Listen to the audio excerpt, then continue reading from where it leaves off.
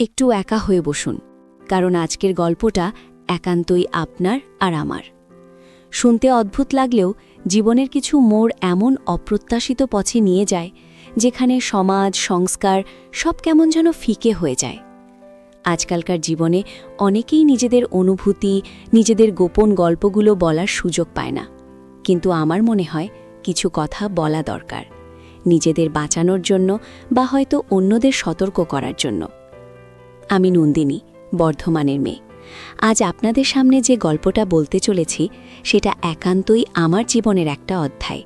শুনলে হয়তো অবাক হবেন, হয়তো বিচার করবেন, কিন্তু বিশ্বাস করুন, আমার ভেতরের এই লুকানো কষ্টটা আজ আমি আপনাদের সঙ্গে ভাগ করে নিতে চাই।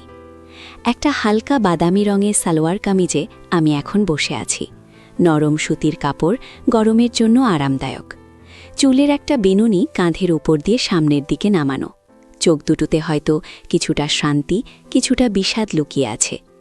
কিন্তু এই ক্লান্তির আড়ালে আছে এক সময়ের এক গভীর ক্ষত, এক লুকানো আকর্ষণ, যা আমাকে প্রায় পাগল করে তুলেছিল।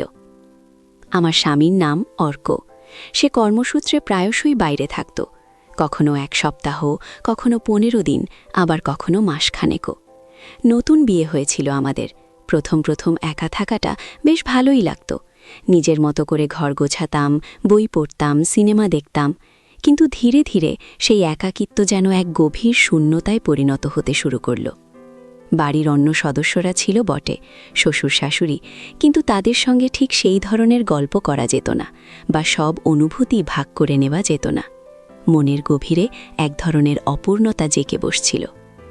এই বাড়িরই একজন মানুষ ছিল, অর্কের ছোট ভাই, আমার দেবর অরুণ। ও অর্কের থেকে বছর 5 ছোট। সবে কলেজে ফার্স্ট ইয়ারে উঠেছে। রোগা, ছিপছিপে গড়ন, মাথায় ঝাঁকড়া চুল, আর চোখে এক ধরনের চটপটে দুষ্টুমি। প্রথম ও আমাকে খুব সমীহ করত, নতুন বৌদি বলে কথা। কিন্তু আমি ওকে সবসময় বন্ধুর মতো মিশতে বলতাম, হাসাহাসি করতাম, কলেজ জীবনের গল্প শুনতাম ওর মুখে। ওর হাসিটা ছিল খুব সহজ, প্রাণবন্ত। আমার এই নীরস জীবনে যেন এক ঝলক তাজা বাতাসের মতো লাগত ওকে। আস্তে আস্তে ও আমার একাকিত্বে সঙ্গী হয়ে উঠল। দুপুরে শাশুড়িমা ঘুমোলে বা বাবার সঙ্গে গল্পে বসলে অরুণ চলে আসত আমার ঘরে, কখনো পড়াশোনার নাম করে, কখনো টিভি দেখার অজুহাতে। আমরা কত গল্প করতাম, ওর কলেজের বন্ধুদের গল্প, সিনেমা নিয়ে আলোচনা, আবার কখনো আমার শ্বশুরবাড়ির লোকজনের মজার ঘটনা। আমার হাসিগুলো, যেগুলো অর্ক চলে যাবার পর কেমন যেন হারিয়ে গিয়েছিল, সেগুলো আবার ফিরে আসছিল অরুণকে কেন্দ্র করে। আসলে একটা সম্পর্কে ভালোবাসা আর টান ছাড়াও আরও অনেক কিছু প্রয়োজন হয়। নির্ভরতা, সঙ্গ, মন খুলে কথা বলার মতো একজন মানুষ। অর্ক ভালোবাসত বটে, কিন্তু তার সময় ছিল খুব কম, আর অরুণ ছিল অফুরন্ত সময়ের অধিকারী। আমি বুঝতে পারছিলাম আমি ওর ওপর ধীরে ধীরে নির্ভরশীল হয়ে পড়ছি। ও এলে মনটা হালকা লাগত, একটা অদ্ভুত শান্তি পেতাম। আমার স্বামীর অনুপস্থিতিতে অরুণই যেন আমার জীবনের শূন্যতাগুলো পূরণ করে দিচ্ছিল, অন্তত মানসিকভাবে। এই নির্ভরতা কখন যেন এক অন্য বাঁক নিচ্ছিল, আমি নিজেও বুঝতে পারিনি। ওর ছোট ছোট প্রশংসা বাক্য, যেমন বৌদি তোমাকে আজ খুব সুন্দর দেখাচ্ছে, বা তোমার হাতের রান্নাটা যেন মায়ের থেকেও ভালো, এই কথাগুলো আমার মনকে ছুঁয়ে যেত। এমন প্রশংসা, এমন মনোযোগ অর্কের কাছ থেকে সেভাবে পেতাম না। কাজের চাপে, ব্যস্ততায় ও হয়তো ভুলেই যেত এই ছোট ছোট কথাগুলো কত গুরুত্বপূর্ণ। একদিন রাতে বাইরে প্রচণ্ড ঝড় বৃষ্টি হচ্ছিল। ইলেকট্রিসিটি চলে গিয়েছিল, সারা বাড়িতে ঘন অন্ধকার। শ্বশুর শাশুড়ি আগেই রাতের খাবার খেয়ে শুয়ে পড়েছিলেন। আমি রান্নাঘরের কাজ সেরে সবে নিজের ঘরে এসেছি। এমন সময় দেখি অরুণ মোমবাতি হাতে আমার ঘরে দরজায় দাঁড়িয়ে। ওর চোখে কেমন এক অদ্ভুত ঝলক, ভয়ে বুকটা ধরফর করছিল, বিদ্যুতের শব্দে কান পাতা দেয়। ও বলল, বৌদি একা একা ভয় করছে না, আমি একটু তোমার সঙ্গে বসি? আমার একাকী মন ওকে বারণ করতে পারল না। ও এসে আমার পাশে বিছানায় বসল, মাঝখানে একটু দূরত্ব রেখে। মোমবাতির হালকা আলোয় ওর মুখটা কেমন যেন মায়াবী লাগছিল। আমরা চুপচাপ বসেছিলাম বেশ কিছুক্ষণ। বাইরে ঝড়ের গর্জন, আর ভেতরে আমাদের দুজনের নিঃশ্বাসের শব্দ। ওর গায়ের গন্ধটা কেমন যেন মাদকতার মতো লাগছিল। এই প্রথম আমি ওর এত কাছাকাছি বসেছিলাম আর অনুভব করছিলাম ওর অস্তিত্ব। হঠাৎই ও আমার হাতটা ধরল। প্রথমে একটু চমকে উঠলাম, কিন্তু হাতটা সরালাম না। ওর হাতে স্পর্শে এক অদ্ভুত শিহরণ খেলে গেল আমার সারা শরীরে। ও ফিসফিস করে বলল, বৌদি, তুমি এত একা কেন থাকো? অর্কদা তোমাকে একদম সময় দেয় না, তাই না? ওর কথায় যেন আমার জমে থাকা সব অভিমানগুলো বেরিয়ে আসতে চাইছিল। আমি কোনো উত্তর দিলাম না, শুধু ওর দিকে তাকিয়ে থাকলাম। ওর চোখে ছিল গভীর সহানুভূতি, আর তার সঙ্গে মিশেছিল এক ধরনের অস্থিরতা, এক লুকানো আকাঙ্ক্ষা। ওই মুহূর্তে মনে হলো এই ছেলেটা আমাকে বোঝে, ও আমার ভেতরের শূন্যতাটা দেখতে পায়। আমার চোখ দিয়ে দুফোঁটা জল গড়িয়ে পড়ল। ও আমার হাতটা আরও শক্ত করে ধরল, আর ওর আঙুলগুলো আলতো করে আমার আঙুলগুলোর ওপর বুলিয়ে দিল। সেই ছোঁয়াটা ছিল খুব নরম, কিন্তু তাতে যেন আগুন লেগেছিল আমার ভেতরে। আমি জানতাম এটা ভুল, এটা সমাজবিরোধী, কিন্তু আমার মন তখন এই অনুভূতির গভীরে তলিয়ে যেতে চাইছিল। দিন যত যেতে লাগলো, আমাদের এই গোপন বন্ধুত্ব আরও গভীর হতে লাগলো। অরুণ সুযোগ পেলেই আমার কাছাকাছি আসত। কখনো আমার শাড়ির আঁচলটা ঠিক করে দিত, কখনো আলতো করে আমার পিঠে হাত রাখত গল্প করার সময়।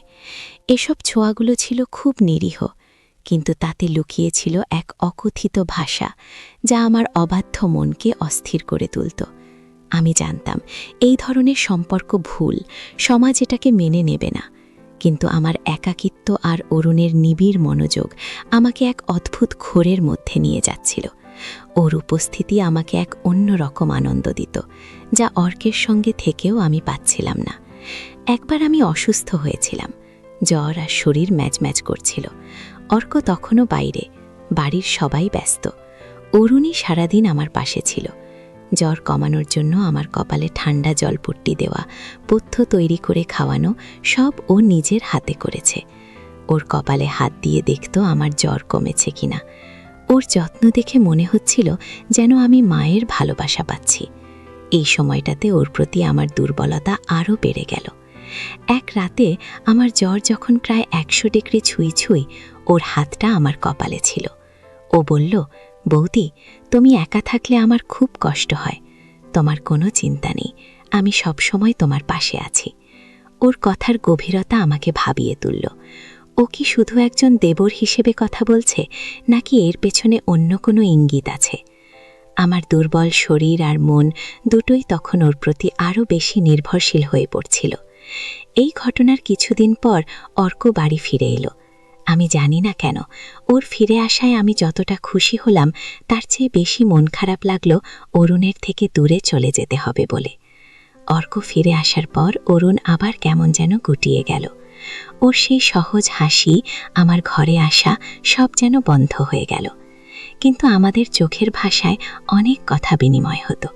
ও যখন পাশ দিয়ে যেত, ওর চোখ দুটো আমার দিকে তাকিয়ে থাকত, আর আমার মন এক অব্যক্ত যন্ত্রণায় পড়ত।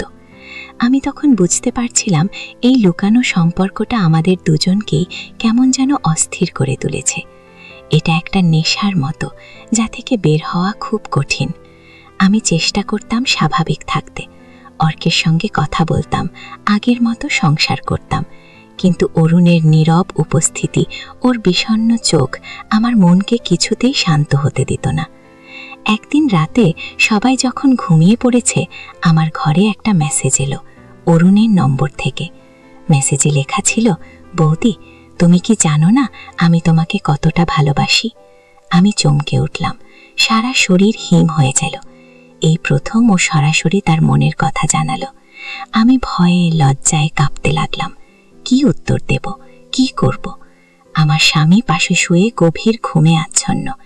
আমি মেসেজটা ডিলিট করে দিলাম, যেন কোনোদিন এটা দেখিনি, কিন্তু কথাটা আমার মনের ভেতরে গেঁথে রইল। এই ধরনের একটা সম্পর্ক, যা সমাজের চোখে মহাপাপ, তা থেকে কিভাবে বের হব? পরের দিন সকালে অরুণকে দেখে আমার বুকটা ধড়ফড় করছিল। ও অবশ্য এমনভাবে আচরণ করলো যেন কিছুই হয়নি, কিন্তু আমি জানতাম আমাদের দুজনের মনের ভেতরে এখন একটা অন্য গল্প চলছে। আমি ওর দিক থেকে মুখ ফিরিয়ে নিতাম, ওর কাছাকাছি আসার চেষ্টা করতাম না, কিন্তু ওর চোখে আমি দেখতে পেতাম সেই একই অস্থিরতা, একই লুকানো ভালোবাসা। আমি বুঝতে পারছিলাম আমাদের এই সম্পর্ক একটা গোলক ধাঁধায় পরিণত হয়েছে। এখান থেকে বের হওয়া সহজ নয়। হয়তো এটা ভালোবাসার ফাঁদ, হয়তো এটা একাকিত্বের পরিণতি, কিন্তু এর পরিণতি ভালো হবে না, এটা আমি জানতাম। অনেক রাত নির্ঘুম কেটেছে আমার। নিজেকে প্রশ্ন করেছি, আমি কি ভুল করেছি? কেন এই টান, কেন এই অপ্রচলিত সম্পর্ক আমার মনে জায়গা করে নিল?